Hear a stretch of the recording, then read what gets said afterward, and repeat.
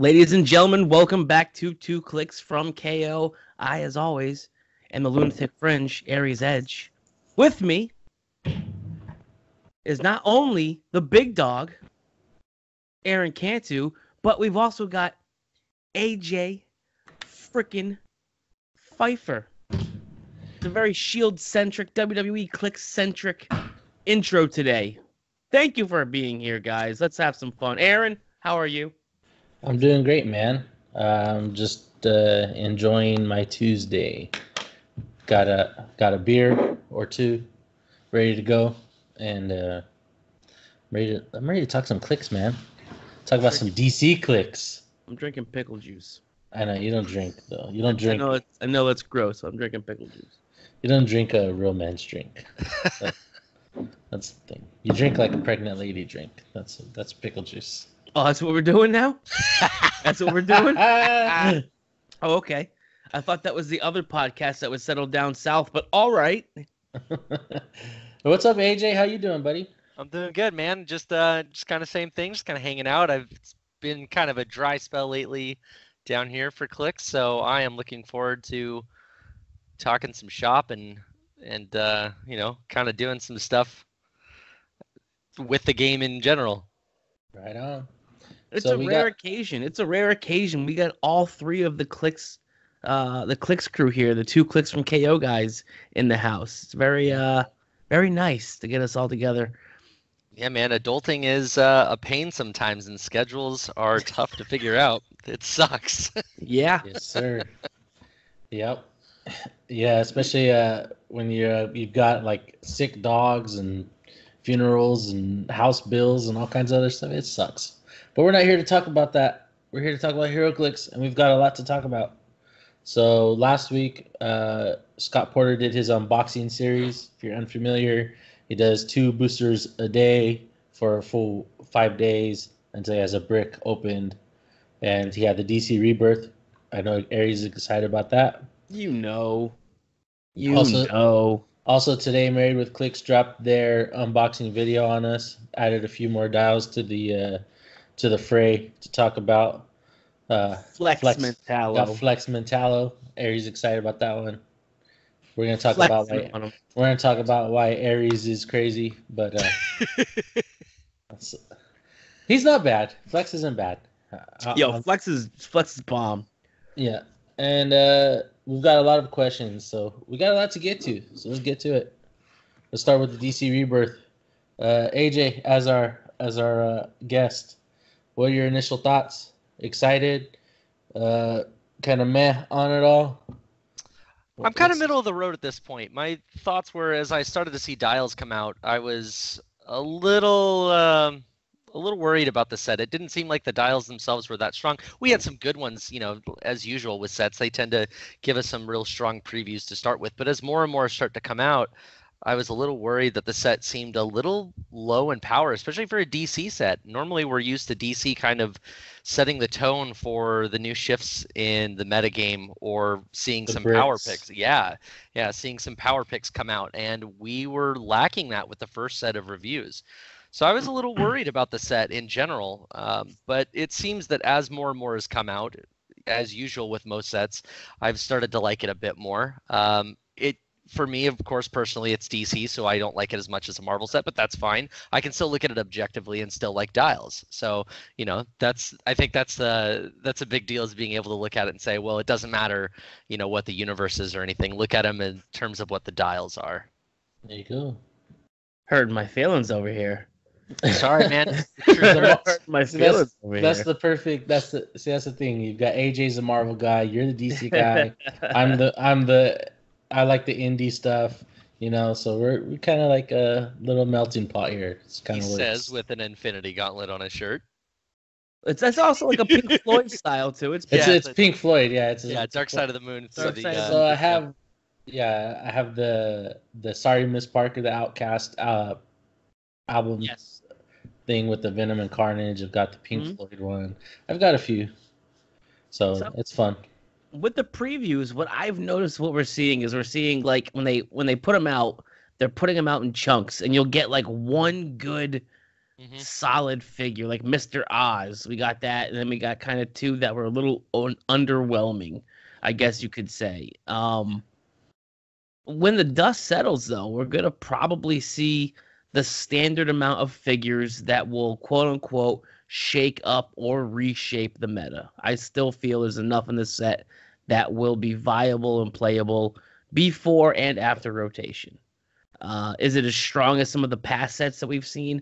Absolutely not. Batman the Animated, I mean, it's going to be tough for any DC set coming in behind Batman the Animated series. That set was head and shoulders, probably, I would say almost world's finest, like, when it comes to, like, love.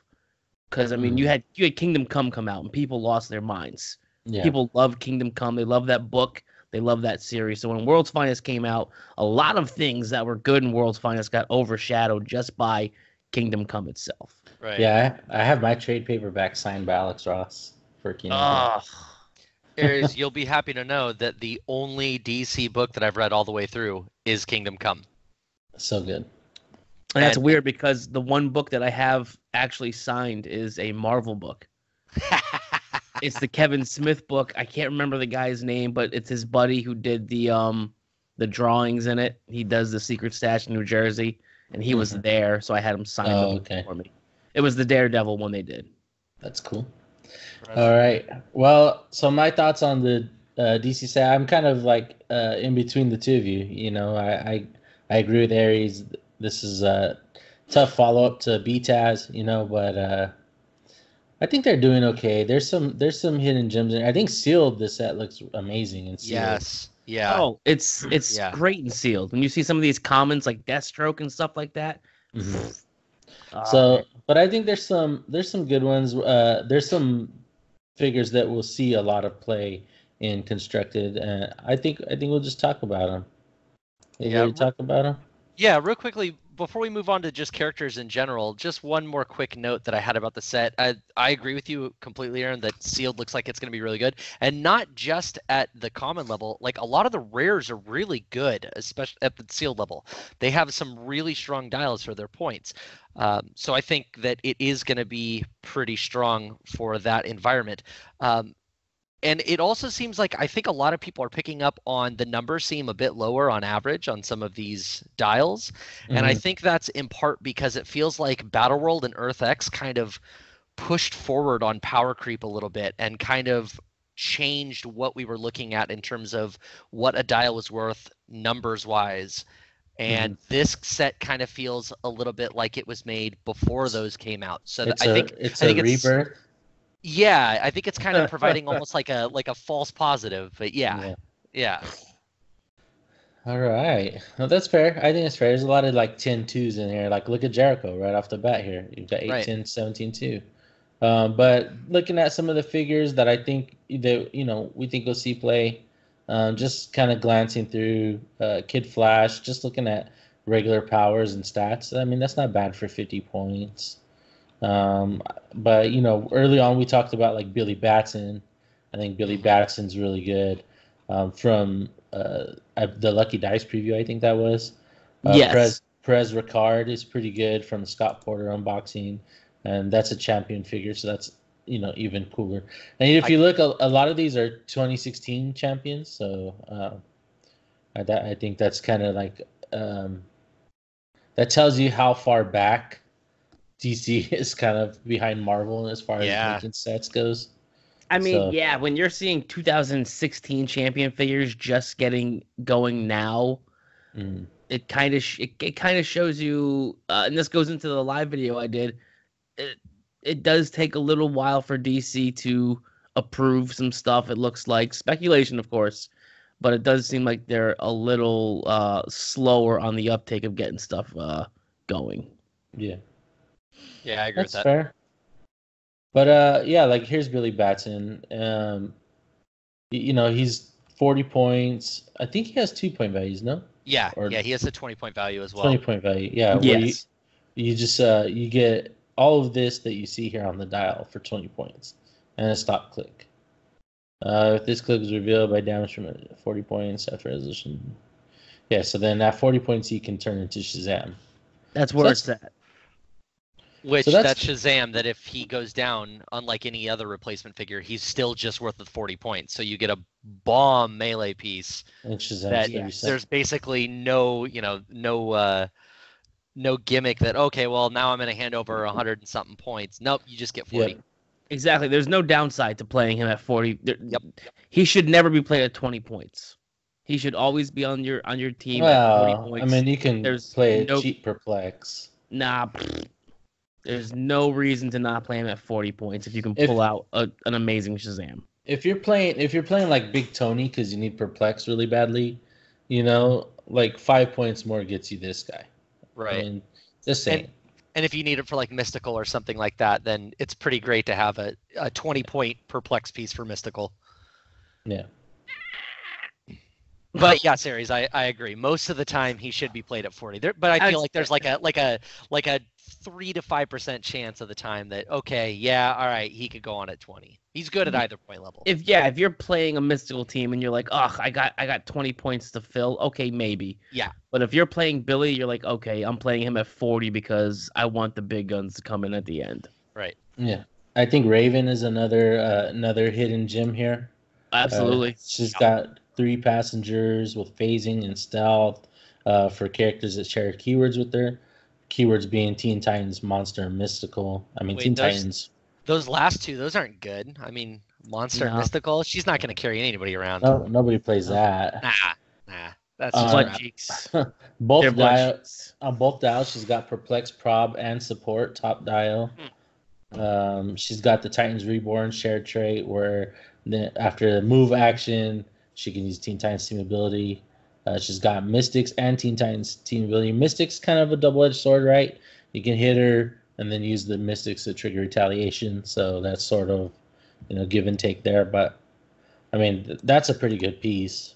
Yeah, I like that if you play her, I mean, most of the time you're going to play her at 50 points. I like that her 2 clicks of regen will easily get her to top dial again. So she's actually got some nice longevity there, too.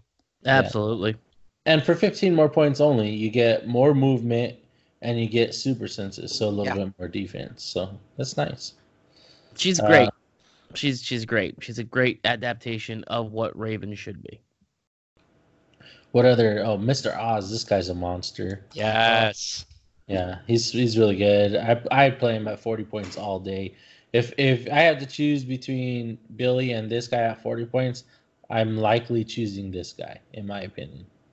Well, I mean, also too, you're probably building 2 different because he's got cosmic keywords. So if you're trying to build something a little more cosmic centric, and scientists, yes. So if you're trying to build something a little more cosmic centric, because cosmic is a very popular keyword these days, and you're reaching for him. Yeah.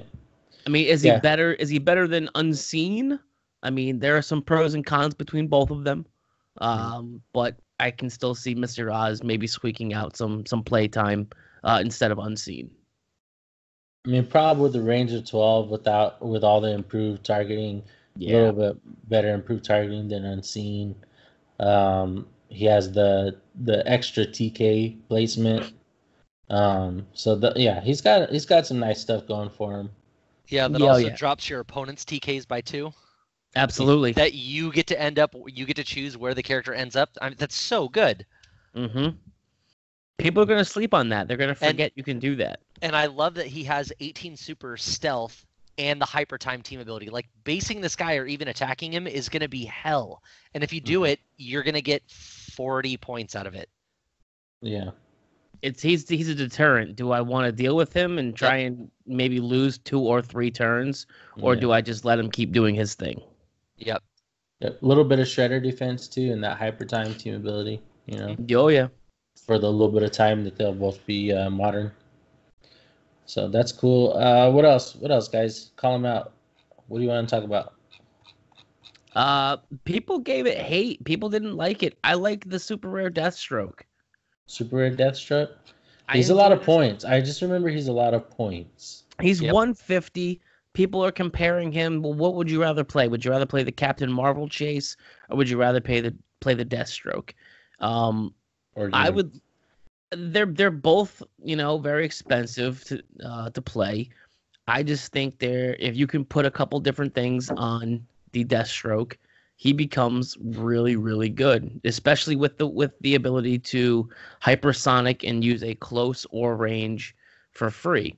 So now if you're using exospecs on him, he can technically hypersonic speed and pulse wave and things like that. So yeah, granted, you have to give him an object, you have to give him another 12 points or whatever it is to do some stuff, but it's pretty damn good. So you have some ways to do some stuff with him. I think you can theme him with Little Coulson that was brought up on our last episode.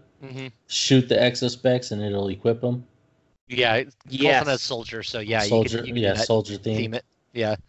My issue with him is that compared to Carol, to Captain Marvel, the Chase, I mean, I'm certainly not going to say that Deathstroke is not good. He is good, and in the right hands, he will destroy people no problem whatsoever. But the issue that I have with him is it seems like Deathstroke needs equipment to be really good, which means you're never paying 150 for him. You're always going to pay either 160 for a 10-point equipment like the Dr. Octopus arms or 162 for the Exospecs, whereas Captain Marvel doesn't need any equipment to be good. Equipment just makes her better, and she's a lot harder to take down than Deathstroke is. She feels like she's going to pull more weight. Whereas Deathstroke, if you have Coulson, that's certainly going to help him speed up. But if you don't have Coulson, or you don't have a way to get him an equipment on turn one, he's got to equip, then he's got to go out and hit, then he's got to rest, then he can hypersonic and do a range. So you're looking at a couple turns down the road before he can pull off those shenanigans with any kind of equipment. So I don't think that Deathstroke is bad by any means. I think he is a good piece. He's just one of those pieces that I feel is just slightly overcosted for what he does. That's fair. Yeah, I think that's a good assessment. Yep. I mean, I also think it's just he's really bad against like Outwit. Like just really bad. Yep. Because if you just were to outwit like hypersonic, it's like, all right, he's stuck. He doesn't do anything. Yeah, like if he gets hit to that mid dial to where he's got flurry, he's really hurting. If that hypersonic goes away, I mean, he's one hit on him, and you're looking at, okay, well, let's say I get clicked to just click 3. Okay, so I paid 150 points for flurry, 10 attack, 17 toughness, and 3 damage with prob and exploit. Not a bad dial, but is that a 150 point dial from just a 3 damage hit? Those are the things that I look at Deathstroke and go, man, that's a big point cost to pay for that dial. Yeah, I mean, like we said, assuming you have Outwit. If you don't have Outwit, I mean, he can hypersonic flurry at that point, which is not bad.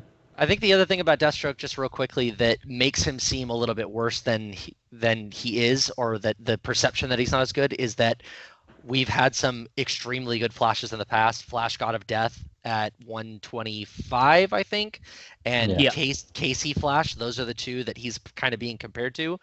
So, yeah, I mean, comparison to those, it's a little tough to look at him. But without those two out there, just looking at Deathstroke on his own, he's a very good speedster. I'm not going to deny he's a good speedster. How about compared to this guy, the Red Death? Oh boy. I would play Deathstroke 10 times out of 10 over Red Death personally. Oh my gosh, I would too. I will second that. Let me pay 50 points more for a dial that doesn't do nearly the tricks. Let me. I'm gonna just go ahead and say it now. I think Deathstroke at some point will be equal value as Red Death, monetary wise. I think that's fair. I don't know. Just for the fact of what it is, people will want to try and complete it. Right, flash chases and prime super rares and things like that tend to go really high, like Black Lantern Zoom. Even KC Flash was only super rare. He was doing like $40, $50 at some point. Yeah. So that I mean that's a stretch, and that's what I'm saying. But I think at some point, but we also don't have too many Deathstrokes, and those also go like was it Arkham Origins set? I think that's what it's called. Yeah. The rare Deathstroke from that set. overcosted. Holy cow! Yeah, but that 195. Deathstroke's still like $15. Well, that was because it was the last Deathstroke we really had besides the Flash one, which wasn't even really didn't even feel like a Deathstroke. Yeah. So when you look back at it, like we had the Flashpoint Deathstroke, we had the Arkham Origins Deathstroke, and then before that it was like Teen Titans. It was the Justice League 52.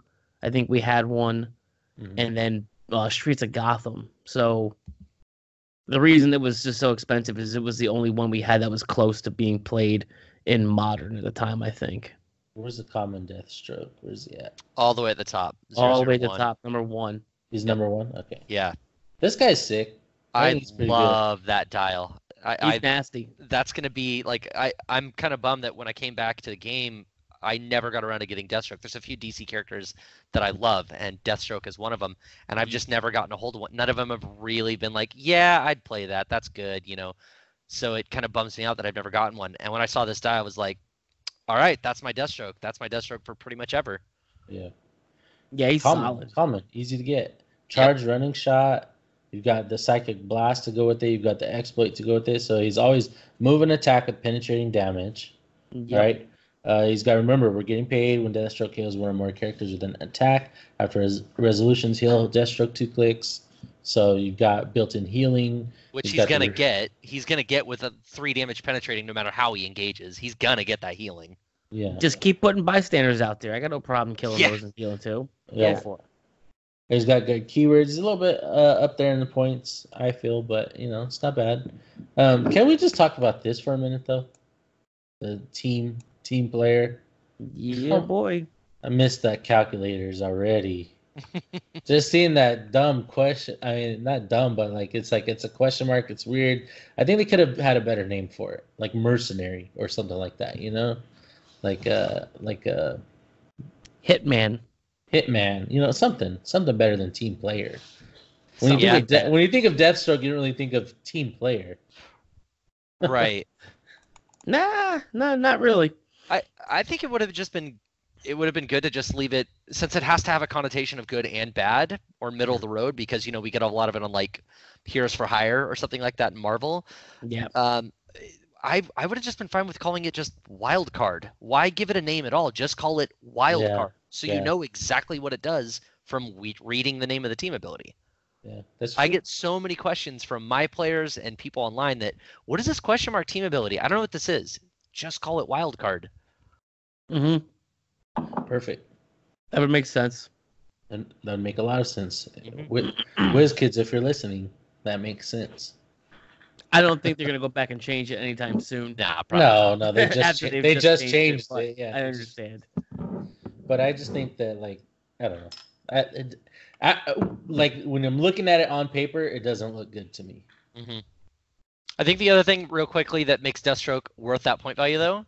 Oh yeah. 4 clicks of 11 attack. Yes. Like, that dude is, and then when he gets to that last click of 11 and goes into 10, that's cool. I pick up Range Combat Expert. Whatever. Yeah. It's all good. And then he also has regen at the end, too. Yeah. So you can regen back 4, and then kill someone. And then kill someone and get back top dial. Yeah. Not bad. He's going to be just a boss in Sealed. I personally feel like he's I think he's better than Cable was. Barely, yes. But I think he's better than Cable was. Cable's got prob. That's true. Cable does have prob. That's big. And then he phases and then attacks. I mean, that's pretty good. I think that comparison is more of personal interest and you know, just what you prefer to play. They're both extremely good. And like I said, that's why I said I feel he barely beats Cable out. Barely. Yeah. But you want to talk about Beast and Sealed. Where's that Superman at? Common Superman? The Chinese Superman? That 16. guy. Yeah, this guy's nuts. Justice League of China, celebrity, martial artist, mystical. At 75 points, he's starting off with hypersonic super strength, invuln. He pushes the prob. You play him at 150. He's charged, which isn't bad, but you know, it's not hypersonic. I mean, you actually use that object though. Yep. Yeah, that's true. What, you got knockback? Yeah. I mean, you knock him back. That's cool. Ministry of Self-Reliance. Superman is protected, perplex, and prob, but both only from characters without the Justice League of China keyword, so he can actually prob and perplex himself if he had perplex. But obviously other people will have it on his team. Focus my key where I need it most at the beginning of your turn. Choose a combat value, modify the chosen value +1 until your next turn. If you start at 150 points, modify it +2 instead. So at 150, Yeah, boy. you just say, I'm gonna be at 20 defense for right now. I'm gonna push one click, go to prob. Now I'm a 19 defense with prob, and then when I'm ready to just burst on you, well, I can. So Or if you need a charge, you're charging 7 squares. 7 squares, or you can do like 7 squares, scooping objects, you're dealing 5 damage. 13 attack if you want to do that from 5 squares. I mean, 13 attack is like no joke in sealed. Yep, with 5 damage because the object. So you're good on both ends. I think the other thing that's good about him is you pop that, or you pump his defense to a 20 in sealed compared to the average 10 starting. Nobody's hitting him, especially since they can't deal with probability controls against his own attacks. He's going to be so hard to actually take down. Yep. Throw him in hindering terrain too. If someone doesn't have improved targeting, is 21. Yep. Got an incoming call from a restricted number. Well, guess what? That's getting ignored. That guy's a beast, and then he pairs well with the rare Superman. That he's in today's. Oh, Superboy. Yeah, Superboy. Yep. There you go. Superboy from Married with Clicks. Look at this. Superboy is Jonathan Samuel Kent. He's got Kryptonian Metropolis Teen Titans keywords. Super Son, Superboy can use the team abilities of friendly characters within 4 squares unless they are uncopyable. But like that alone is pretty beast. When Superboy is given a move action after resolutions, he can use Teen Titans team ability. When a friendly character named Robin hits after resolutions, modify his speed and attack +1 this turn. All good stuff. Indom. You look at his dial on the back, 75 points, gets you 14 movement with charge, 11 attack, 18 defense with invincible. It's got Indomitable, 6 range, 14, 11, 18, 4. I mean, just look at those stats. They're ridiculous. Yeah. This guy's a beast. And beast 75 points, man. That's a third of your team, or a quarter of your team. Beast in it and sealed. Now, something interesting. I just did a search, because I haven't checked this yet, because this guy just came out. But as of right now, it doesn't look like we have any characters named Robin in the set. I would imagine we're going to get at least one. But as it stands, it is kind of a little bit of a bummer that trait won't work in sealed. I thought we did have a Robin, or was it just Nightwing? There's the bystander. There's the bystander from Batman Who Laughs. And then Duke Thomas has a trait called We Are Robin, but he's not named Robin, so that's no good. We have Nightwing, but he's not named Robin, so no good there. So unless we get an actual Robin, I thought for sure there was one in the set. So it's just just a minor that trade isn't going to work in sealed. That's kind of a bummer. Again, barring we don't actually get a Robin. It's not like the end of the world. There's gonna be 9 in modern though. Yeah. It'll easily not be a problem at all in constructed. But I was looking at that and going, oh man, if I open up a Robin, this guy is going to be swinging with a 12 attack. That's going to be nuts. It's basically looking at an almost perfect sealed dial and finding like a small little crack to complain about. Yeah, no, this guy's nutty, dude. Yeah, he's fantastic. Make no mistake, that is definitely not a dig at the character being bad. He is amazing. Yeah, I have no complaints. That's a great figure for sealed and to play outside of sealed. Yeah, I mean, I could even see like a WizKids open play. I could see him like as a secondary attacker on a winning team there. Or at least a top 4 team. Yeah, park him next to somebody with Batman ally, so he picks up stealth too. Yep. Pretty good. Yep. I bet you could play him and the Chase Robin for 95 points. Yeah, that's good. I believe Chase Robin's 20. But then again, you do need the Robin to hit in order for that trait to be worth anything. True. Yeah, that's true. Well, I mean, he still gets to steal the team ability, and Robin has perplex. Yeah. So. Yeah. And Robin can keep coming back. So, like, you can kill Robin, and then all my characters get extra attack. Mm-hmm.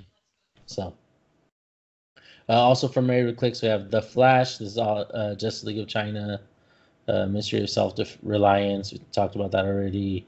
It's got the borrow some of your momentum. Basically gives stolen speed tokens where they get minus attack for having it. He gets +1 attack if he attacks one with it, and then when they move, they get rid of it. It's got that old school Speed Demon Prime with the improved movement water. Yeah, that's a weird one. That one kind of I was like, what? I know for a fact that my players, when somebody opens it sealed, somebody's gonna say, "What does this mean? I don't know what this is." Yeah, it means they can run over water, but they get tripped up in the bush. Yeah. That's so funny. I could go over walls and water, but no bushes. Dial's not bad though, man. Dial's not bad. You've got the 11, 10, 17, 2 on the 75 points. So tough defense to crack, shape change, and super sense. If you want to play full points, you've got defend and prop. I'm probably playing 75 points. Yeah.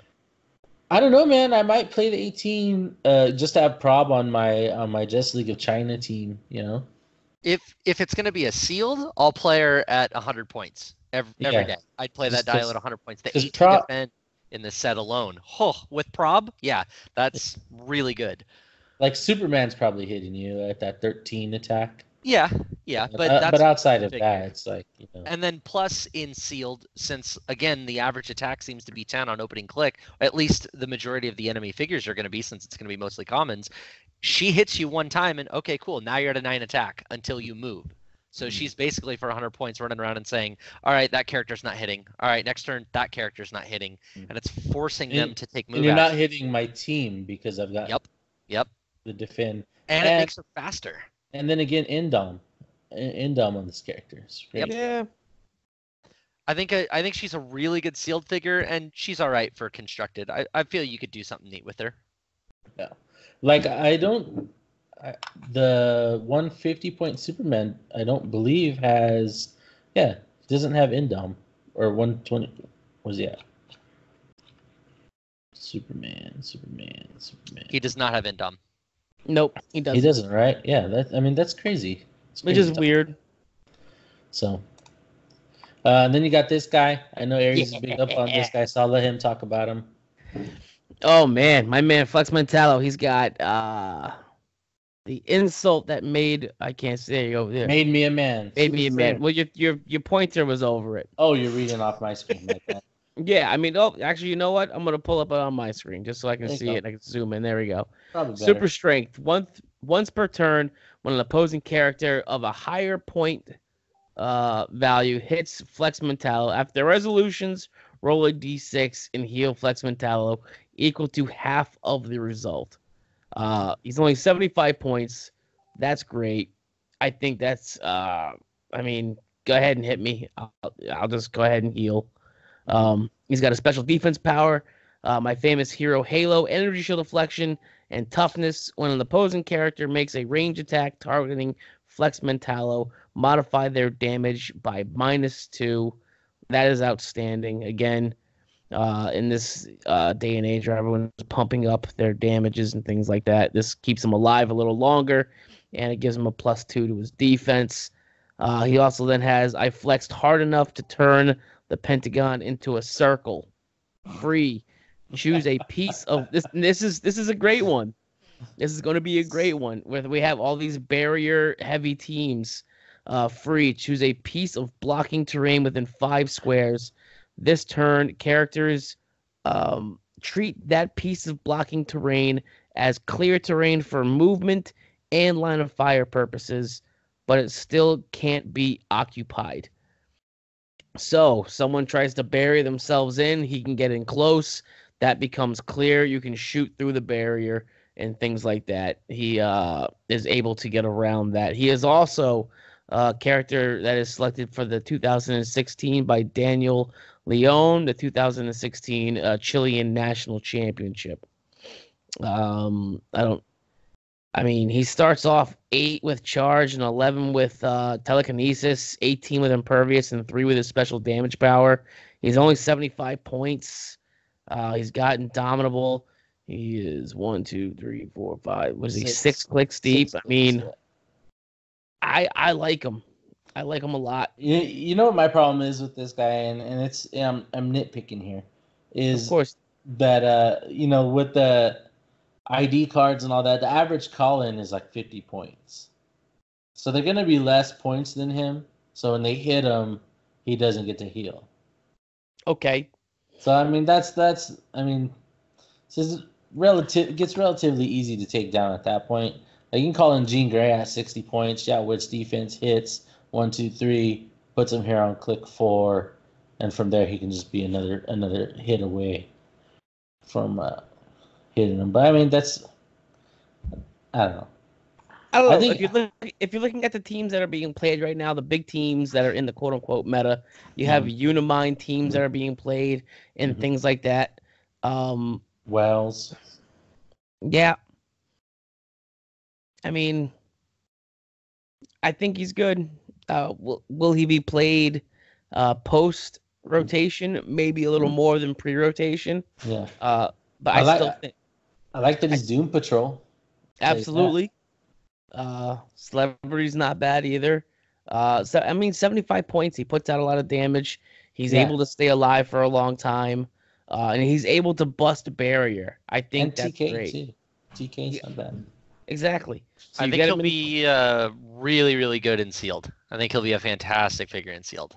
Yeah, there's not a lot of impervious top down in this set, and that I've seen, there's not like a lot of outwit. There's some, don't get me wrong, but it's conditional a little bit, like we'll talk about in a little bit. But I think he's not bad. Having a chance to roll out of damage altogether is cool. I mean, stay away from that common Deathstroke. You might be all right. Yeah. But even then, if common Deathstroke hits him, he gets to heal. So. Yeah, I like having characters. Though, if it's range, it's -2 to his damage too. So he's dealing 1 for penetrating because he's only dealing 3 damage. If it's a range attack. Yeah, once he gets to his lower clicks. Or once he gets to his lower clicks, 3 onward, yeah. Yeah. Yeah, I like that in sealed. This guy, for a melee piece, a lot of times your melee figures in sealed will kind of sit back until they can get there. And I like that Flex provides TK as an alternative, so he can start the game out helping your team. Yeah. And then once he closes in, he can just say, "Oh, cool, you ran behind a wall. Nah, that's not going to happen. We're just going to drop that." And now, there's quite a good number of range characters in this set. One of them can now just take you out. Not a big deal. Or he can just drop the barrier, TK you out of there. Yeah, and again, Indom. Mm-hmm. Yep. Yeah. And you know what? I think George is on the money here. George says Flex is so cool, and I think that's it. Like, I think it's a great pick for a champion figure. Honestly, absolutely. Like that's great. I love when the champion figures are like really obscure. Same. Like, I think every champion figure that they did this set was phenomenal. Every one of them was well thought out, done very well. Same thing as Beataz too. Beataz was really good too. Yeah, there's a lot of care in those figures. Yeah. Let's talk about a couple of the chases really quick. I know. Yeah. Hey, we also did miss one other character that came out today from the Married with Clicks unboxing, and that was the rare Flash. Oh, I didn't see him. Yeah, the rare Barry Allen. So what's he got going for him? Just tell us about it. Okay, he's 70 points, Justice League team ability. He is a rare. He has standard symbols, but with Indom. He has improved movement, ignores characters. Typical Flash values, few 11s, 12 at the end. He's 5 clicks long, by the way. Starts out with 11 attack, goes into 10, finalizes with a 9, 18 defense across the board except 19 on the end. Some perplex up front and prob at the end. He's got a trait leading the charge. When the Flash makes the first attack during a turn and hits, until your next turn, other friendly characters with the Justice League keyword can use probability control, but only to reroll their own attack roll, which seems pretty solid. Okay. At peace with the Speed Force is his special movement that he has on his top 3 clicks, all 11 speed. Flurry, phasing teleport, sidestep. When the Flash uses phasing teleport and moves 5 squares or less, after resolutions, he may be given a close action at no cost. Ooh. So dude can move 7 squares, 2 of them through regular terrain and everything, but 5 through anything he wants, drop up next to you and hit you without his perplex, just with the regular numbers, he can hit you for 6. Anywhere within 7 squares. And then he's based with an 18 defense and combat reflexes. And then at the end of his dial, his last 2 clicks, he has Heroes Don't Kill special attack power unless the Flash is the only character in your force. When he would KO an opposing character with an attack, instead that character is not KO'd and is turned to their last non-KO click and heal the Flash 1 click. Huh. So sounds not bad. Yeah, he looks pretty good. I like how much damage he can deal with that perplex and having the 11 attack, 3 damage, 18 defense. He doesn't really need to apply that perplex anywhere on that top dial. So it doesn't feel like one of those figures that's discounted because, okay, well, the perplex will offset that 10 attack or that 17 defense. You can use that perplex however way you want to make sure you do some nice damage. And since it's a close rather than just making a regular attack, there's some nice stuff that you can trigger off of that. He seems pretty good. Yeah. Sounds all right. Yeah, he's pretty solid. I like it. Yeah, I like this as an alternative for your typical Flash that just runs around and does stuff. He seems very different for a Barry Allen, which is really cool. Yeah. How about let's talk about Murder Machine. Everybody likes Dawnbreaker. Everybody's been kind of up on Dawnbreaker, talking about because of his bystander stuff. Once per turn, when Dawnbreaker targets hits character, blah blah blah. After resolutions to each other character, so they all have their reckless disregard for life, right? Right. Yeah. And we will not hide in the shadows. Yeah. Yeah, they both all of them have those traits. But he's got this Nightmare Constructs trait where whenever an opposing character generates one or more bystanders, after resolutions, you may generate the same bystanders. These bystanders generate modify combat values +1 this game and have max 1. So he gets to make 1 of any opposing bystanders. It's always good. So I think this guy's pretty good. It's Bruce Wayne, Green Lantern Corps. Of course, that's good. I'm a fan of Bruce Wayne, so I'm going to have to get him. But Oh, yeah, absolutely. So am I. Yeah, unfortunately, me too. Another chase. I have all of the Lantern Batmans, so like I have to get this one. But yeah, I mean this guy's pretty good, obviously. But I think Murder Machine's seriously getting slept on. What do you guys think? Am I crazy? I like Murder Machine. Yeah, So- I think so Murder he's- Machine is rad. So he's got the Alfred Protocol, which gives him knockback, and when he KOs an opposing character, not including KOs by knockback damage, after resolutions, you may make an attack, can trigger multiple times per turn. I love those clarifications they give now. That's great. Reckless disregard for life. We already know what it does. Yeah. But that can trigger the Alfred Protocol, so that's cool. Will not hide in the shadows anymore. Gets extra, values. He's got prob control and shape change on his top dial. He's got running shot, 12 attack, 2 targets, 7 range, 4 damage, like energy explosion. So here's where I think like the greatness is in this figure. You have the energy explosion with the freaking Colossals. You can energy explode Colossals and kill them. You can kill bystanders and just get all these freaking free attacks. I'm like, Just dude, stack up the attacks. this guy's great, man. Especially if you're playing like a Majestic's Age type deal, where you get the or Rock Age, however you want to call it, where you can call him in off an ID card. Maybe bust George Massey with the Lex Luthor, Trinity War Lex Luthor, calling him in at 200 points. Yeah, buddy. Yeah. I like this figure a lot. The potential in I kind of felt the same way with the Vulture Prime from Earth X. Just looking at any kind of figure that can off of KOs multiple trigger things that you can put other things into and potentially just perpetual motion it and just keep going and going and going. Yeah. That stuff scares the hell out of me. And I don't want to play against anything like that. So seeing something like this, like the Vulture is really good, but of course the issue with the Vulture is he's 50 points and he's got a glass jaw. One good hit on him and he's down. But the Murder Machine, super good against range attacks, super good against people that have stealth. if you're playing him at 200, he's 18 invincible for 4 friggin' clicks and then 17 invulnerable. Like, this dude is not going down. It's going to take some real hard fighting to take him down. And in the meantime, he's just going to kill everything. Absolutely. He's not called the murder machine for nothing. And let's not forget, just one shape change. You come into range to hit me, and I roll that shape change. Like, oh man, you're gonna pay. You're done. Yeah, I mean, I love again, just in the perfect storm of things. Let's think about this: if you were to hit, let's say, a colossal, and you energy explode over, and you kill 2 more colossals, you kill 3 colossals, boom, and then your second target, I don't know, maybe you get to splash on, let's say, I don't know, 2 walking woods. Are you netting 5 attacks now? You've got 5 now attacks. You've KO'd 5 things. Yep. Any Unimind or any other thing that someone's playing, just say goodbye to it, because now I've got 5 attacks now to chew through something. Or if you're playing Lockjaw, I get 5 attacks against your Lockjaw. Okay, cool. You're down to 1 token if I get all 5 of them off. Mm. Yeah. And even with like Daredevil, the odds of probability, chances are he's losing 1, maybe 2 tokens off of him. So, or he could even lose all 3 pretty easily on 5 attacks. Like, absolutely, this guy's nuts. He's really, really good. Yeah. Again, so the perfect storm. You get him in there, and you just start just chewing through stuff. He's just gonna stack attacks.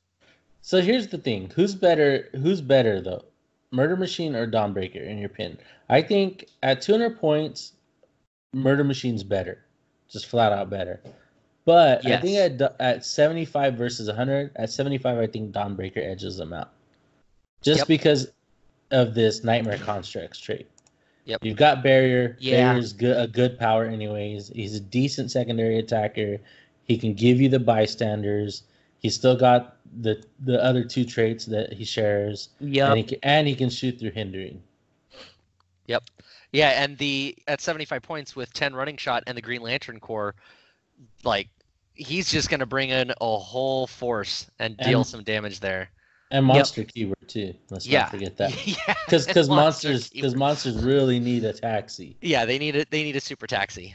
Yeah. Yeah. I mean, I don't disagree. I think, I mean, especially if you end up running up against someone who's playing Isaac.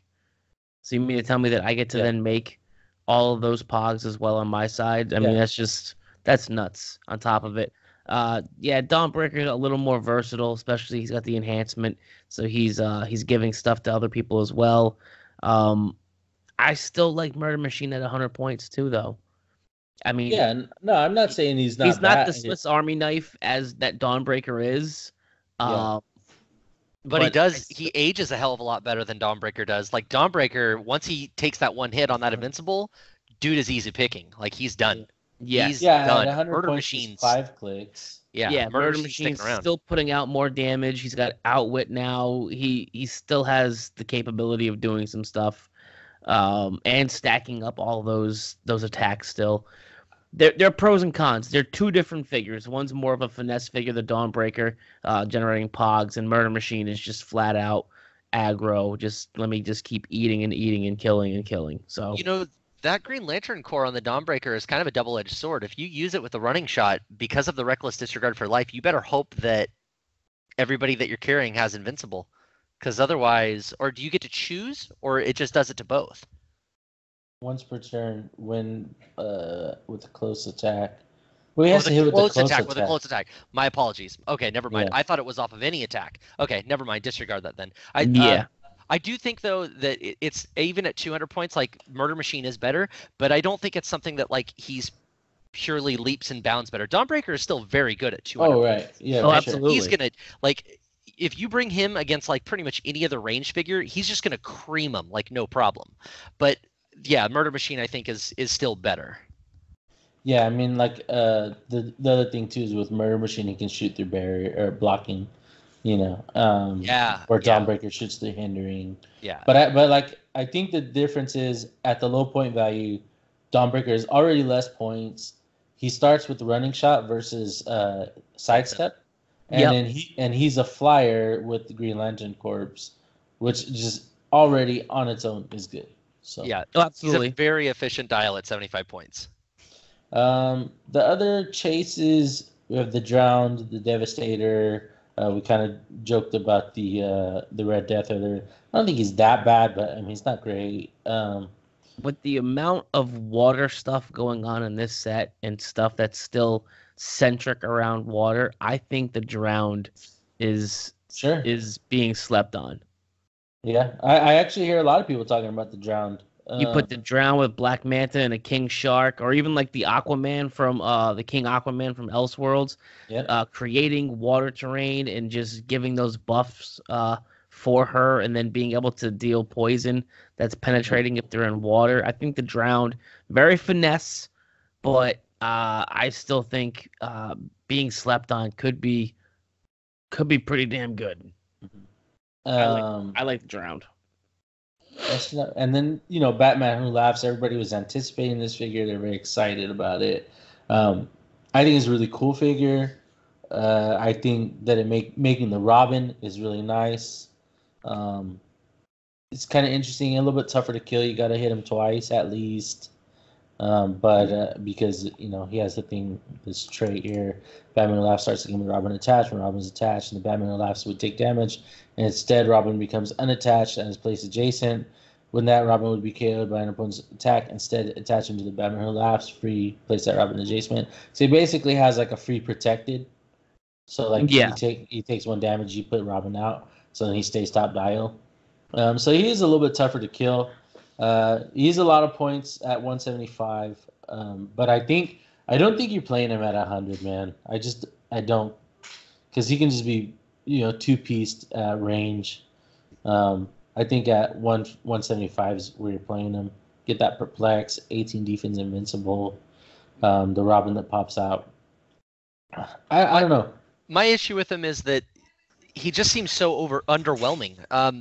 Like that protection, it seems very good, but it's so easy to counter. Robin has no reducers. He's 15 defense. 1 poison completely eliminates that trait. Completely. Shredders completely eliminates that trait. It's gone because the only way Robin reattaches is through an attack, a pulse wave, a multi-target pulse wave, just touching that Robin. He's gone. And then the Batman Who Laughs has no defense. He's just that standard defense, that 118 and then all those 17s for 175. And then if you're playing him at 175, that protection is really nice, but what are you getting out of it? You're essentially getting a big end cap piece. That's it.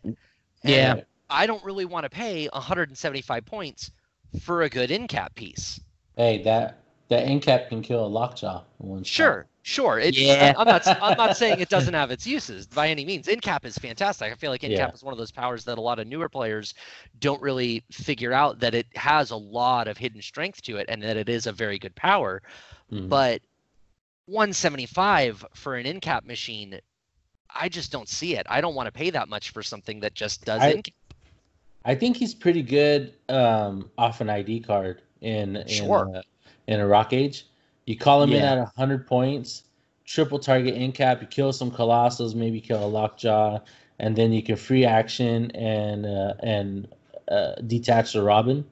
Sure, yeah. I'm 100% on that. Yeah, as an ID summon in Rock Age, he's fantastic. Yeah, are we going to change him to the Batman Who end caps instead of the Batman Who laughs? Yeah, I think that's be his name. I mean, I think it's a good use for him, to be honest. If you got the sideline space, why not? Yeah, I was hoping for something with a little more, I don't know, a little more flash, a little more pizzazz to it. I'm with you. Underwhelming. I never read the Batman Metal series, but the shop that I go and play with, my buddy owns the shop, and he friggin' loves it. He loves Batman Metal, and he was waiting for these chases to come out. And everything that I've heard from anyone online or from him or anybody that read the books, Batman Who Laughs, he's the one. Batman Who Laughs, Batman Who Laughs. So there's this huge anticipation for this dial. And then he comes out, and it's like, oh, okay. I guess he exists. He's in regular continuity now, too, actually. Oh, right on. Yeah. I mean, some of the things that people had said was, I wish that there were 3 Robins you could pop off. You could have multiple Robin Pogs out there, which I agree. I mean, having a little more than just one Robin. Not necessarily doing all the same things. but maybe having 3 different Robins that you could choose from to pop off, kind of like the Penguin had 3 different Penguins that could pop off. Something along those lines. I mean, they could have done more. Yeah. So for me, I think the set's pretty good. It's I solid.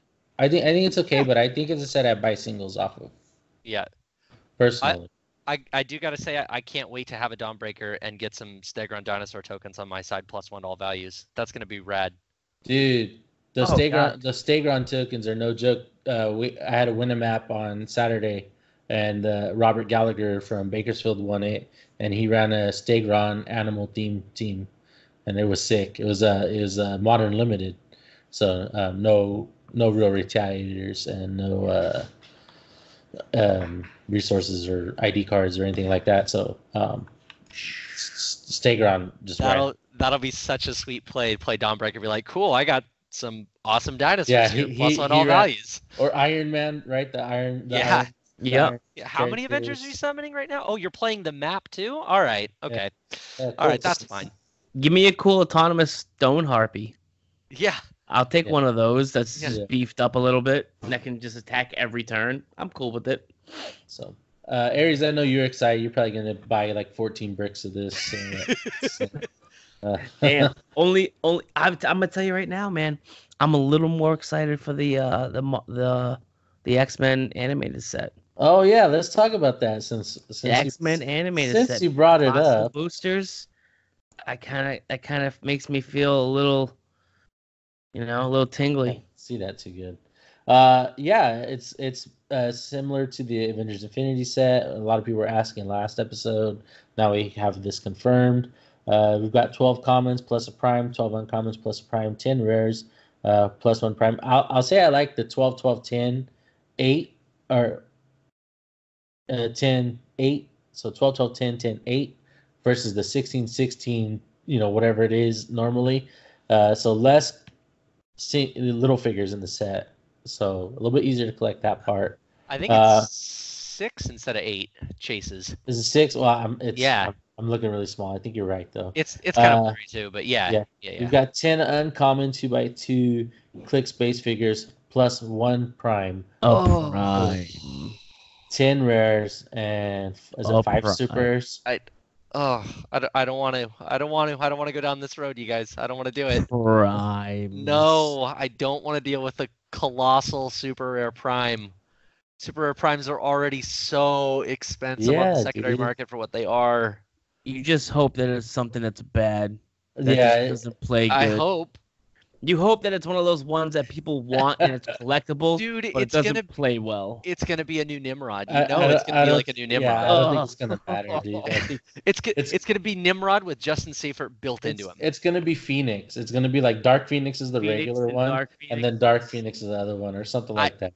I can't see how it's not gonna be that. Like that's the Alright. obvious pick of what it's gonna That's like Let me jump right onto it though, and let me just throw this out there and blow your minds, and let's just have everyone who listens to this episode have a complete meltdown. Let's go ahead and let's start thinking of all the figures that we're going to be calling in off of ID cards Yes. that are colossals. Yeah, I hope you guys. X-Men, giant size Astral Professor X. ooh. Woo! I mean, even Phoenix Ooh. you could call her in off the Rachel Summers ID card. Yeah, if you guys Ooh. don't have your X-Men ID cards at this point, now would be a very good time to invest in them and grab them. And don't forget, you've also got a pretty sweet Psylocke on the box art I for have the all, summer op kit. I'm telling you, don't sleep on that Psylocke ID. yeah. Don't Not sleep to on mention that the op set. We've got Wolverine, Storm, all kinds of stuff in that one too. Mhm. So I think it's a pretty safe bet to say either the uncommon or the rare prime is going to be a Sentinel of some kind. It seems like that's too easy. yeah, that's too easy. Since Sentinels, they can do so many different versions. Yeah. Either that or I hope we just get like 3 different Sentinels in the uncommon slot because I will eat those up. Yeah. I don't know, maybe some resculpts of the old Sentinels that we had back in the day from GSX. Yes. The Ice Sentinel and stuff That are like going that. all the way back to Infinity Challenge Sentinels, dude. Oh, Or absolutely. was it Explosion? I don't know. It was either Infinity Challenge or Explosion. I don't remember what it was. They were the It same was set, it was I think. there was Infinity Challenge and there was a Days of Future Past Sentinel. Right. The Right. Days of Future Past Sentinel came with Hound and it was like a Old Hound, man, Captain Old Man America Logan. or something. It Old was man Logan, yes. or no, Colonel America. Something like Colonel Logan. yeah, something like that. I don't know. It came with a low. It came with its It was own. it was a its own thing. Wolverine though. It was a Yes. Wolverine of some sort. But I it just- also had the Lucky Break feet card in it. Yes. Yeah. I that's a just good remember one. those Infinity Challenge Sentinels, man. I remember when I first started playing this game and I got 2 of those suckers and I was like, I'm- oh my god, these are rad. They I'm had telling you, they had man. capture. That was the thing. Yeah. I yeah. miss team boxes like that.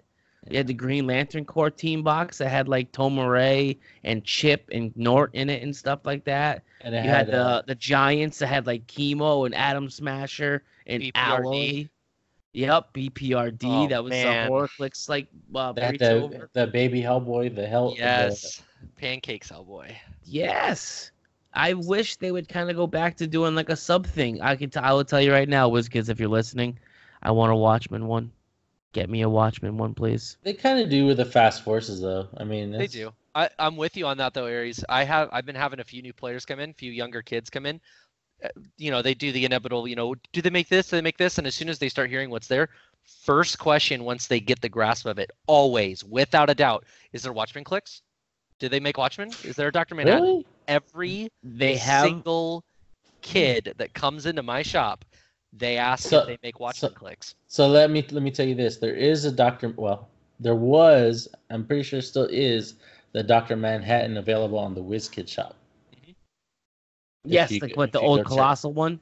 Yes. Yeah, Yes. but the problem is that most times that you go to a store to play an LGS, the Yeah. point values are not going to be near high enough to play No, that no, thing. no. And if they do have point values that high enough, if you play that thing, you're going to get scummy looks because good God, does that thing hurt. Yeah. What you do is you gotta fight Scummy with Scummy.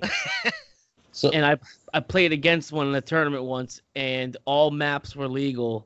And I was playing Phoenix Force Namor and Emma Frost, and I used the old Green Lantern map where you could hide them in the graves. the And control. lines of fire, Oh, lines of fire couldn't be drawn to them, but I could shoot out of them. that was the Brave and the Bold map. Yes, the old Yeah. old one where lines of fire couldn't be drawn into the graves, Yeah. and I was just pot shotting. It was not a very happy. So we need more Watchmen set figures to be sure. Yeah. Like, yeah, that would be great. We I- need more DC and- sets then. And I think, yeah, that too. But I think, isn't Watchmen now like in regular continuity with DC? Yes. Aren't they Yeah, main? they are. Like, They are. Yeah. so I don't see why we couldn't get some of those. At least as like a sub theme in a DC set or something. Or maybe in 2 years. Yeah, for sure. Yeah. For sure. Down the road. Down the road. All right, guys, we got to move Watchmen on. We got come in some 2020. questions. Yeah, we We'll got get a some Rorschach questions. Batman because Batman and everything. Yeah, got some questions we got to get answered. Journal. So Andrew Krimpek says really quick, with Overdrive retiring soon, have we seen anything that will be able to replace him? Yes. Mm-hmm. Yes. What do we got? You tell me. Kite Man, hell yeah. Kite Man, Uh, definitely. Kite Man, Pip the Troll, Green Yep. Oracle. I mean, Fate- pick your Fate- poison. What do you want? Common Green Lantern for 55 points. Phil Coulson. Yeah, Phil I Coulson. don't think there's going to be anything that exactly fills the void of Overdrive No. because he's so efficient at he chaos 35 objects. He's points. 35 points. He carries 4 people regardless of speed symbols, which is huge. He's got Empower that he can give to the charged up bystander. So Overdrive is a very unique taxi in that Yeah. he provides so much support, But- but it depends on what you're looking for to fill his void. If you need somebody that carries a lot of people, we've got plenty of those. If you're Yes. looking for something that's hyper efficient and carrying only a couple, like Aaron said, Kite Man, there's your go-to. It just depends on what you want. I don't think we have something that exactly translates and will fill Overdrive's spot, but there's tons of different options that you've got. Big Yeah. picture too is that we're losing Sam Cap, so you're missing that +3 to get across the map. Right. Yep. Right. Sam Cap is what hurts taxis the most. Not so much just Overdrive. Overdrive is great, but the +3 to get you that extra little bit Yep. is what's going to hurt the most. So And the missing other- Sam Cap. The other thing is a lot of the tactics that we have now, the one problem with Overdrive is because he was a vehicle, he didn't ignore elevation. So on maps that had a lot of elevation, dude had to go all around and he wasted a lot of his movement doing that. Yes. Most of the super tactics that we have now, Kite Man, Pip the Phasing. Troll, they're all phasing or they fly. Green so Oracle. they can just get anywhere they want. So you might be losing that speed value that you had with Overdrive, that overwhelming amount of speed value, but you're sacrificing that for I can go anywhere I want. And you can't tell me 55 points is too much because we played Renee Tilly for a while before Overdrive. Oh, I miss Absolutely. her. So Absolutely. Yeah. Especially with Green Oracle too, because she's also got Perplex as well. So what would you rather have, Enhancement or Perplex? I will take Perplex with Green Oracle. Emilio Gutierrez says, if you could add or subtract up to 20 points from the cost of any modern figure, what 3 figures would you choose, and how would you change their point cost in order to make the game even healthier, more balanced? We'll do 1 each. That's 3. So, Aries, you go first. Deathstroke. The new super rare Deathstroke. I cut him 20 points. Beautiful. Done deal. He's on every team. He's winning. He's wrecking house. Deathstroke. Chop him down a little. AJ. So I actually had 3, but I'll pick just one. I feel like the obvious here is to go decrease. So I'm going to actually say Moira McTaggart, increase her by 5 points. I feel that Moira is just a little bit too good. She brings so much utility for such a low point value. And if you simply up her to 30 points, suddenly she's not an auto-include 2 of, because now she's dipping with 2 at 60 points, and the X-Men are so perfectly streamlined at 50-point increments. So just bumping her up by 5 points, now she's not this super utility piece, and you might actually say, maybe I'll run a different headmaster instead of her.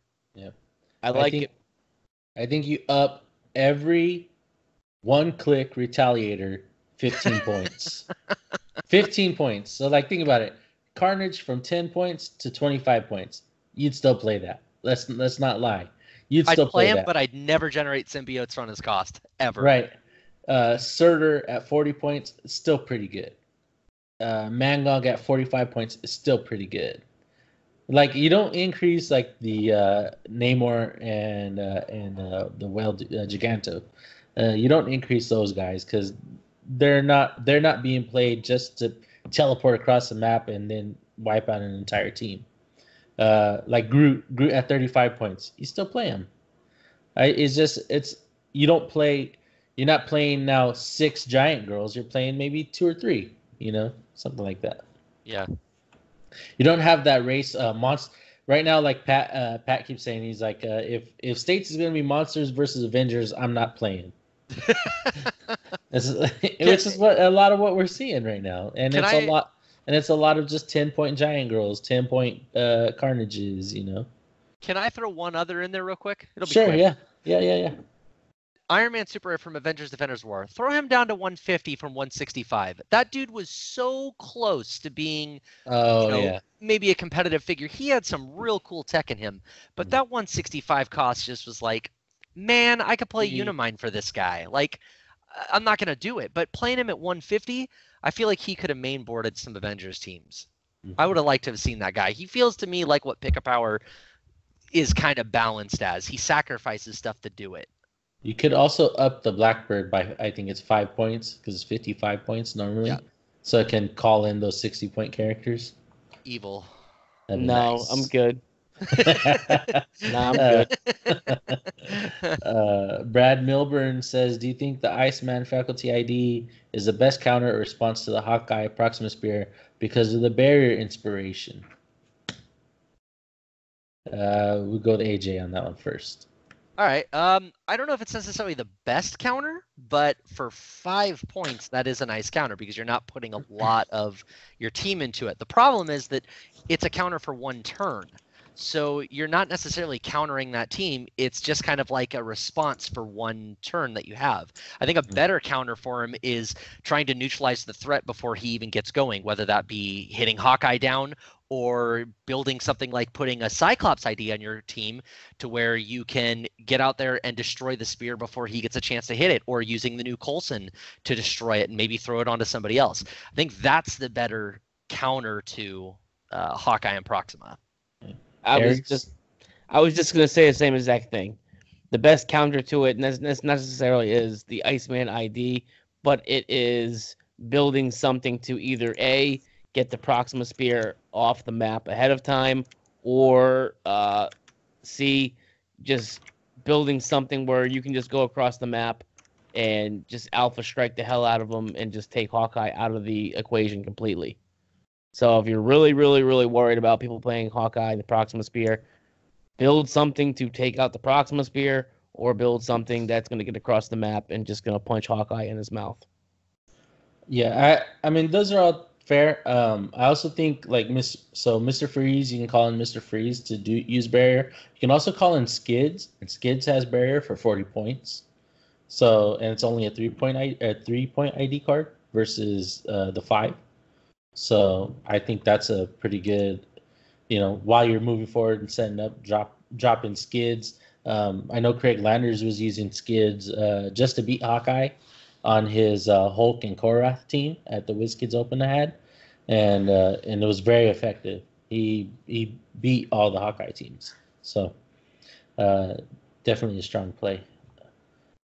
Zach Strong says, "What's your favorite out of the box team that has placed well that you've seen so far this year?" I liked Craig's team, Craig's Korath Hulk team. It's not really out of the box, but it's pretty cool. It's a new twist on an old favorite. I mean, I don't know how many out of the box teams we've seen that have won. Thing. I mean, if I have to placed pick well, anything, like top 4. If I had to pick one, it'd be the dude who won the Win a Map Out with you playing God of Death, Flash God of Death. Oh, Elvis, yeah. Yeah, Elvis. It was a unique team. It made people look at Flash God of Death again and go, oh, okay, maybe it can do something. Mm-hmm. I mean, other than that, you're seeing in top 4. I'll shout out Robert Reale, one of the pushing guys. He played a monster team, but he did it with all of the new chases. He played Venom Spider-Man, Venom Cap. Oh, yeah. Right on. He didn't play it with like the normal generic, I guess you could say, monster style team. He played with a lot of the chases, and I think he's actually he placed second with that team. So I mean, kudos to him. He played well with it too. Right on. Yeah, I haven't been paying a lot of attention to competitive this year, unfortunately. Things have been crazy busy for me this year. But I do remember that I saw sometime over the weekend, just real quickly saw it. I don't know what the whole team build was, but there was somebody in top 8 that had one of the Grand Masters from Thor Ragnarok on it, the one that makes people fight each other.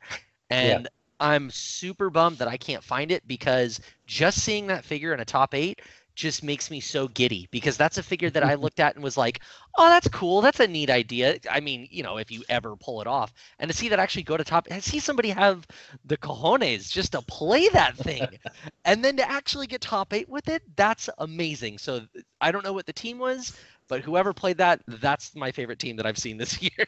Yeah. Kent Munson's Super Friends team. Yeah. At Worlds. That was similar to Elvis's team, because Elvis was Flash God of Death, and then just a bunch of the Super Friends. Yeah. Christian Bogan says, now that we know for sure that X-Men is an animated series is going to be like Avengers Infinity, how bad is your wallet screaming? It's crying. It's mumbling. It's like it's like Mumbles from Dick Tracy. Right now it's like 8 a.m. and hasn't had coffee or breakfast. But like by the time the set releases, it'll be like 7:30, 8 o'clock at night, and still hasn't eaten all day. I love all your answers are around food, man. Like, it's just like, I stubbed my toe, getting out of the shower, screaming. No, because see, that's like instant and then wears off. This is the opposite. This is like that nagging pain. Like you got a splinter and it's like bothersome at first, and then like it gets infected and starts like pouring pus and everything. Is that better for you? That's gross. That's gross.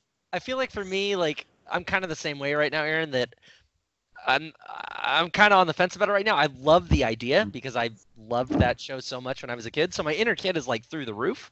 Yes. But I feel like my wallet's gonna hurt more. But adulting. Yes, but adulting. And I feel like my wallet is gonna hurt more from Black Panther because chase objects. Yes. And I feel like that's just that's gonna kill me. That's gonna Yes. just kill me. And I don't know if I'm gonna have the funds left to deal with X-Men. So I don't know. I'll tell you what. You get the Black Panther stuff, and I'll borrow it from you if I need it. I'll get the X-Men stuff. You borrow from me. And then I'll just borrow from both of you. We've got. Let's do some quick hitting questions from Malcolm Rush. I'll just do like one. So Aries, best and worst don't die hero clicks. Best and worst don't die hero clicks? Yeah, you know, like all time or like right now? Says new questions don't die hard to kill keeps coming back to life, and or where is the effing dial going to end? Please include all above when answering the questions. So I mean, the two best that I enjoyed of all time is Resurrection Man and Dead Man.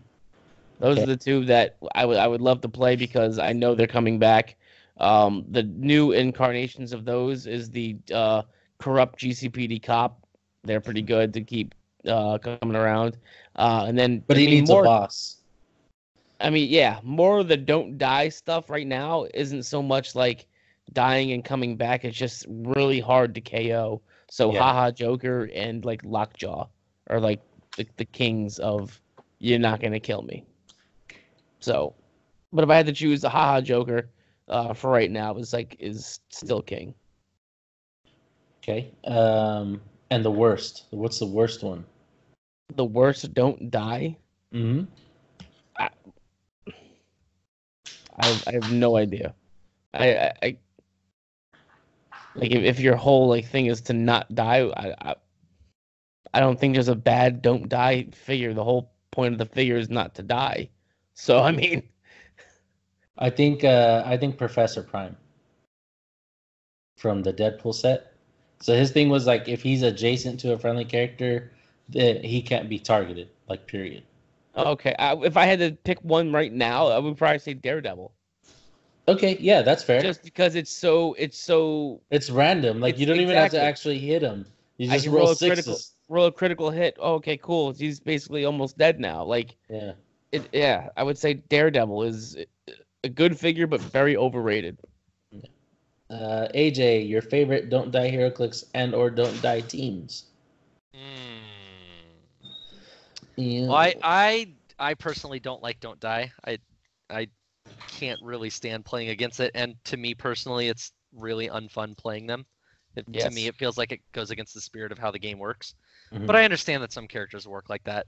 My personal favorite, because of that, is Lockjaw because I'm a big dog lover, and just the concept of Lockjaw with the Infinity Gems on his collar is pretty sweet. Yeah, it's cool. And I like the fact that Lockjaw actually does a lot. He's not like Joker, to where Joker kind of, he's an amazing ID summoner, that kind of stuff, but Joker doesn't really pull a lot of weight by himself.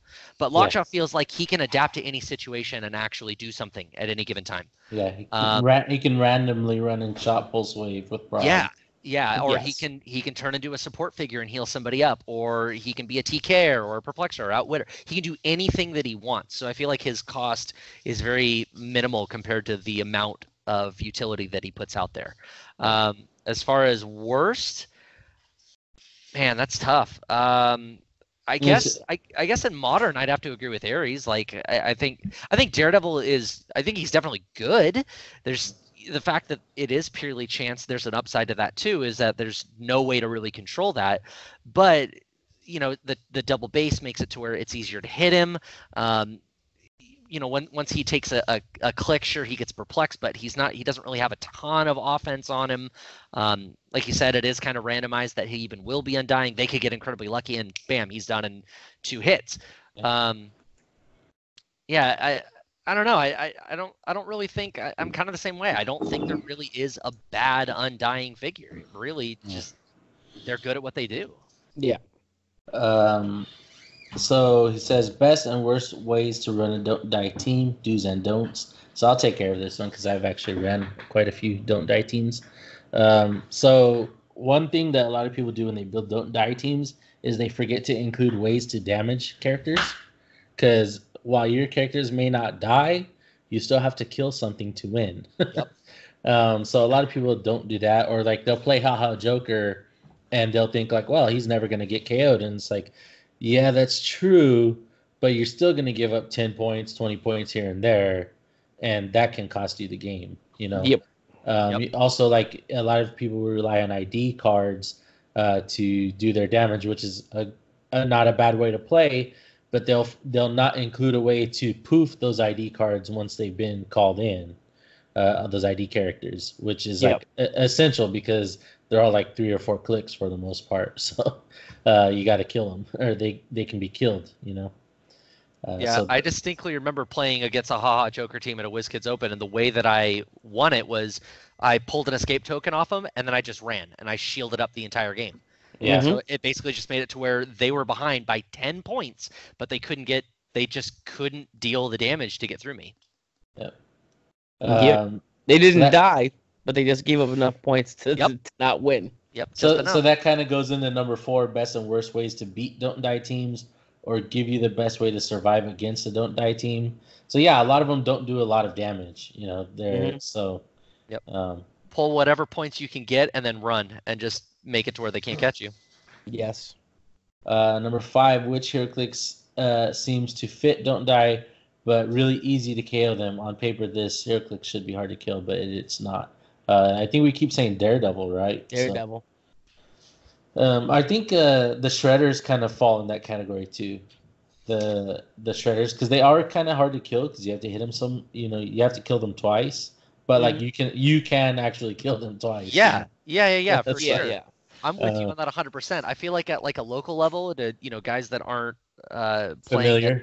That aren't familiar, or they're not playing it, they're not coming with a competitive team or anything like that. Their aggravation, and it's basically like, I'm not even going to touch them because I'm never going to kill them. But with people that know what they're playing against, they know the dials, they know how they work, or they have a team that can deal with them. Shredders are not that difficult to take down. Yeah. And 6, any future comic book characters you wish to fit into Don't Die HeroClix? No. Because I hope they just get rid of. You guys aren't fans. You guys aren't fans of that, right? I'm trying to think if there's anybody. Like, obviously, I can't say anybody DC because I don't really know them well enough. But I'm trying to think if there's anybody in Marvel that, like, honestly, I'd like to see a Wolverine with Don't Die, because I feel like it would be completely different. I feel like he'd have to be hyper aggressive, and I think it'd be cool to put a mechanic in him to where the only way he doesn't die is to keep hitting. And I feel like Wolverine is one of those characters that his healing factor always is dependent upon who the writer is. And like during the first Civil War, like everybody was up in arms because Nitro blew up Wolverine and he was just bones. And within within a couple hours, he tracked him down. He tracked him down like 30 minutes later. It was all just muscle tissue and stuff. Yeah, but he had like hair growing out, like the same hairstyle and stuff. And it was like, whoa, wait a minute, that completely changes what we thought about with Wolverine. Yeah. So I feel like he's the type of character that they have written his healing factor enough to where he can just he doesn't die. I mean, so I feel like that's the type of character that would be cool, but it would be neat to engineer the dial to where it's not just like, okay, cool, I sit around and no matter what, you can't do anything. No, you have to get in there and deal damage, but as long as you do, then his rage will just keep pushing him and healing him back to life. Yeah. I do believe one of the facts on Fact Friday was Deathstroke took a shot in the forehead and resurrected himself a few days later. I would love to see a Don't Die Deathstroke, just for the same reasons. The guy's healing factor is off the charts. You took mine, but it's okay. I fall back. As soon as I saw it, you were like, "Oh, you mother!" But also, I would like to see a sub theme of Justice League Dark. I would like to see a Swamp Thing and this and that, but in that Justice League Dark, Swamp Thing. I would like to see Swamp Thing. Swamp Thing does die though. He literally died. He just becomes back with the Earth. He just becomes back one with the Earth and continues to come back. You could do Don't Die Groot, because he has he can reach. Yep. He grows a new one or whatever. Or you could do Don't Die Hulk. Yeah. Because like in the movie, even in the movies, Banner says like, I put a bullet in my mouth, the big guy spit it out. And in current continuity, it Hulk is actually immortal right now. He can only come out at nighttime, but he is literally immortal. And if Banner dies, as soon as it hits nighttime, Hulk pops back out. So yeah, Hulk's a perfect candidate. Also, Man-Thing is immortal. He's absolutely. a primordial. He cannot die. So that's a perfect character that they could put as Don't Die. All right. This is the last set of questions, but they're pretty good ones. So Elvis Aparicio writes in. He has 3 questions. He goes, I sometimes struggle with map placement. What are some of your ideas on mastering this skill? Yikes. Go ahead, Darius. Go ahead, man. I mean, I think the best way to master it. So I started playing in 2004, and when I played the game, there was just regular powers, and so I think the best way to master it would be when you go play, take a team of characters with no to very little special powers and just play hero clicks, just because your game is going to be totally dependent on where you place your characters. yes. I mean, the other thing like that too is play your game. You don't have to master every single map. Know what your team does, know what your team's strengths are, know what your team's weaknesses are, and then just play maps that are good for that, and then try to adapt to ones that come up. But then you should know what you're doing. My team is good for this, and this. I didn't win map roll. They put me here. Okay, these are my opportunities, my sections where I'm good to do this, that, or the other thing.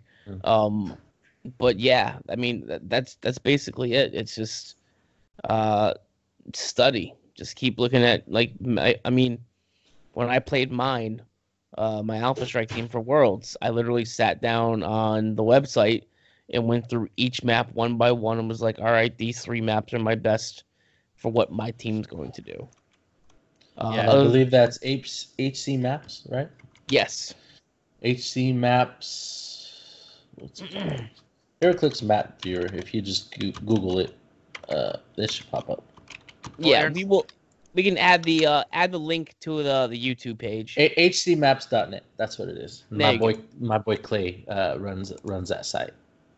So again, if you have free time and you're like, all right, let me see what these maps do, you can look at the maps. I think he means like placement of figures. So like that's why I think placement of figures, the best way to learn is like a lot of times people will rely on like, oh, I have TK, or oh, I have hypersonic, or I have this special power that lets me teleport to this square and then go do that. I think the best way to do it is like just play HeroClix with no special powers.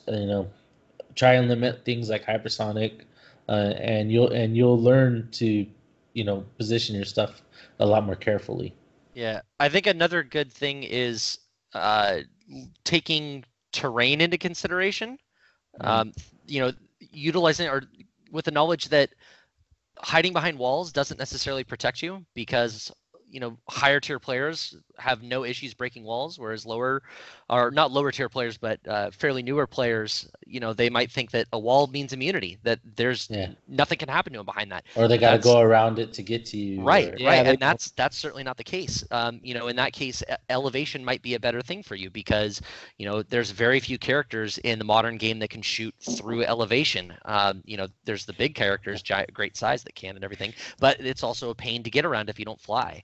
Another thing that I think you can do is, I think you made a great point, Aaron, of utilizing a team that just uses regular powers. That's fantastic. But I also think you can tweak your gameplay a bit to make it to where you're forcing your opponents to overextend you. So for a while, until you get the hang of how, what the best places is for your team to go on the map, and what terrain works best for you and what positioning on the map is good for you, move your characters very subtly to where you think that they're going to be safe, or you have the best chance of them being safe, and force your opponent to come to your area, rather than, okay, well, if I go this way, then maybe I might be able to do something. Oh, I didn't figure that he could come up and get me there. Yeah. So his second one is, I enjoy critical thinking, and I find myself taking a long time on my turn doing just that, thinking. This can come across as slow playing. What are your thoughts on how I can improve my time management skill during gameplay? Think out what you want to do in 4 different variables on your opponent's turn. Yes. Know what you kind of want to. All right, so I've set myself up. I kind of know what I want to do. While they're doing what they're doing, you should be thinking of your next steps And if they go here, I can do this. If they go here, I can do this. Have If an they hit idea. this character, then I'll Exactly. retaliate doing this. Not class retaliation, but like I'll counterattack this way. And this goes back into placement, right? Like Exactly. AJ brought up the point of baiting, so more or less, I'll run this little character that's a little bit easier out to kill. Make sure that they can't just kill it and run away, but he's a little bit easier out to kill. Like I might lose some points, but I can get some points back on the counterattack. Yep. Yes. So and a lot of that needs to happen during your opponent's turn. I'm a little bit guilty of this too. Sometimes thinking on my own turn because some decisions are hard to make. Let's be honest. Well, yeah, because sometimes they give you multiple options of what to do, because then they do something and you're like, oh crap, I have 2 or 3 different options now. Or you missed a 5. You're like, I have a 5. I need to hit a 5, and I've got prob, and you miss it, and you're like, oh, now I got to figure out what to do. Like, I mean, that sort of stuff happens. But I think you can minimize that, like Ari says, planning on your opponent's turn or planning your turn, planning even just 2 turns ahead will go a long way. Yeah, I tend to, when I build a team, once I'm done building the team and everything, I tend to figure out what am I doing turns 1, 2, and 3. In an ideal situation, what is my goal on turns 1, 2, and 3? And that'll give me a good idea of how do I manipulate that, or based on what I'm playing against. Maybe I'm playing against an Alpha Strike team. Maybe on turn 1, my plan is to get an equipment or something like that. But against an Alpha Strike team, maybe that's not going to work. But by knowing what I'm going to do for 1, 2, and 3, then I can change that strategy and I can take out different parts of it to where I'm not like, okay, well, I only knew what I was going to do on the first turn, maybe the second turn, and now that's all out the window. I don't have any plan of what I'm doing. Like, have a basic strategy of what your team is going to do. Exactly. And then kind of based on what your opponent brought to the table or what they do on their turn, tinker it a little bit on the spot. Not heavily, but on the spot. Yeah. And I think that goes really well into his last question, which is, can you share some strategizing tips that go beyond knowing what my team can do and knowing how to place my team on the current map? And I think your point, like you said, know what you're going to do turns 1 through 3 in an ideal thing. While that is kind of knowing what my team can do, that's not knowing what it can do. That's knowing what it will do. This is what I will do. And Elvis actually won a map in January, and we talked about his team a little bit earlier with Flash God of Death, and I'm sure if he thinks back to remember, I play tested with him one game, and I told him, well, this is what I would do, and we came up with a very simple plan of, okay, Apache Chief will go Giant, he'll carry Flash to the mirror, dropping Flash on the mirror. Green Lantern will telekinesis. Flash God of Death to the symbiote, and then Flash God of Death will pick up the symbiote. That's my 3 actions, and that's my turn. And so he had, okay, in the next turn, Flash will pick up mirror or equip mirror, and then Green Lantern can either push to his perplex, or he can clear. Robin can move around and perplex. I can get to my exospecs with Green Lantern. I have other options. Or Robin can go get it and sidestep dropping off the exospecs underneath Green Lantern. That way when he clears, he can equip it turn 3. So he had a lot of options, but he had a pretty basic 3-turn game plan, which is what you talked about. Right. Yeah, and I think you covered this point before I got to this one, Aaron. This was under my under this third point for Elvis, was baiting figures. Absolutely. That's a huge one. Take a figure that looks pretty appetizing for your opponent that, I can KO that guy, purposely leave him out there, bait him out with that figure and sacrifice that one figure, or, maybe they take a hit and they don't die, but force your opponent to move out of position and get eager and think they can get ahead in points, and then reverse it and use that against them and put them under in points. So what if you sacrifice even 50 points on a figure? If they're swinging out with their main dude to do it, you're going to be way up in points. Yeah, absolutely. And you see that a lot with a lot of these players that play group. They have no problem throwing out the walking woods just to bait them out there. And people have 2 options. Do I deal with the walking wood or do I avoid it? And sometimes people will try and avoid it. And that's part of the plan. I'm going to throw these Mhm. walking woods out in this direction. They can either come over and deal with them, or they can go and dodge them. And if they dodge them, okay, cool. They're running into a side of the map that I want. So it's kind of Mhm. going with that bait too. Do I throw out, these pogs out there? It's Yeah. okay if you lose them because they're not worth anything. That's a pick your poison situation there, Absolutely. Yep. Yeah.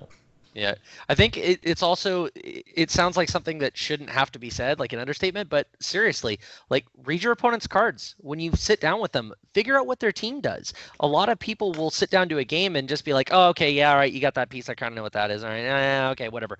And they won't know what the opposing team is that they're playing against. And then they get in turn 2 or 3 and suddenly you're down a figure or you're down your whole plan at that point because you didn't take the time to just figure out what their team does. The most Like, the most common thing I hear at these winner maps is I didn't know you could do that. Oh, I yeah, didn't know absolutely. you could do that. And it's like every time they don't check the team sheet, right? You have your team sheet. What figures are on your team? Even at the WizKids Open, one of my guys, Randy, played Robert, and Randy's like, I didn't know he had ID characters. Which okay, Robert should have had him on the table. He didn't. That's another issue. It's not a big deal, but Randy should have read the team sheet and saw. But and I don't know if he did and forgot or he didn't read it, but it's like he's like, I didn't know he had Retaliator or he had the ID characters. Or I'll hear like, oh, I didn't know, and this comes from a lot of players. Oh, I didn't know that character could do that. Like, read the cards. right? Card. Yeah, that's totally on you. If you didn't know the character could do that, that's totally on you. Yeah. And I just talked about this in the live video about reading other people's build sheets and verifying the builds and stuff too. Yeah. It's not just the judge's responsibility. It's our responsibility as players to maintain the game state as well. So And read the person's damn build sheet. Yeah. Yeah. I think real quickly, the last thing that I want to touch on that is, formulate a plan for your team, but don't let that team be or that plan be concrete. If you're playing against a team that is going to disrupt that plan, don't just stick your head in the sand and be like, well, that's the plan I came up with and that's what I'm going to do. And that's the only way that I'm going to be able to win. Let your plan be fluid. If what you're about isn't going to work, then it's not going to work. And if you try and do that, you're going to lose. So have an idea of what your team can do. And then if you come across and you look at a team and you read the cards and you go, oh man, this is kind of like the kryptonite of what I'm trying to do. Adapt your plan to work against them. So you're going to be able to properly deal with what they've got. Your equipment that you have, maybe you don't need it for that game. Maybe it's going to slow you down to get it. Maybe it's going to put you out in the field someplace that they can snipe you and take out one of your primary attacker before you get a chance to do anything. It's not always a good idea to take your plan and say, this is what I'm doing 100% of the time. Right. Yep. Right. All right. Aries, anything to add to that question?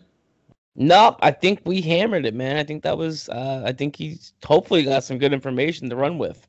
All right. Well, that's gonna wrap this episode, guys. I want to say thanks to AJ for joining us. I know schedules are Aries and I are more available earlier in the day. AJ's more in the evening, but Aries has baseball starting up this week, right? So yeah. So we're gonna have to rework schedules from time to time. But I appreciate having AJ on. AJ, you just had the ClicksFix blog go up today, yes? Yeah, today was the part 1. I'm starting to do this article series every year now. I think it calls for it. Every year after rotation, I like to throw up a rotation announcement, right? Yeah, rotation announcement. My apologies. After rotation announcement, I mean, we pretty much know what it's going to be, but once it's actually officially announced, I like to do a 2-part series talking about the figures that you kind of have to have as a budget player after rotation. So part 1 came up today, and it kind of rehashes some of the figures that I included last year with some drops and some ads. And then next week over on ClicksFix, the second part will be up, and that'll have a lot of the newer sets. So like Xavier School will be on there. And Taz, whatever. Yeah, Batman the Animated Series will be on there. All that kind of stuff. All right. Sounds cool. So what's the website for that again? That is www.clicksfix.wordpress.com. All right, so go check out AJ's blog there. And while you're on WordPress, go ahead and check out the 2 Clicks from KO blog. AJ also writes for that. We got featured in the WizKids newsletter last week. It's very exciting. Very cool to see the Captain Marvel set review get noticed like that. And AJ's a great writer. He also writes for Majestic, so you go check out majesticccg.com/apex-insiders for all your HeroClix news, strategy, and tactics. How's that work? Was that a nice plug? Yeah, Free that's plug. great, man. Free Yeah. plug. So, Yeah. Thanks for the compliments. I appreciate it. All right. Well, again, thanks for being on, Aries. As always, good to talk to you, my man. Always a pleasure. It looked like you're falling asleep super late over there. It is 11:15 right now. Sorry, dude. No, Apologize. no apologies, man. All right, buddy. Flex Mentalo. Yes. Mentalo. That should be your new sign off, buddy. That's it. All right. Well, Aries, get some sleep. And until next time, guys, remember the real fun begins when you're 2 clicks from KO. Flexing on it.